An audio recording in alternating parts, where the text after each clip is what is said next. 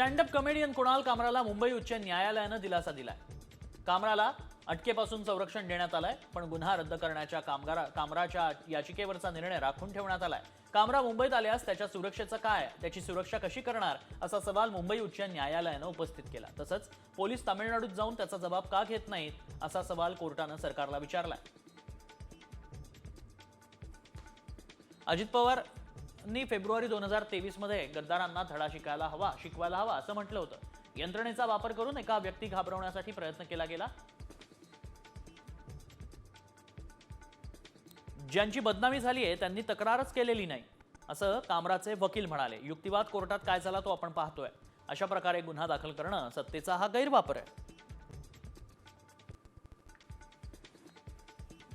उद्धव ठाकरेंनी गद्दार म्हटलं होतं, कारवाई झाली नाही।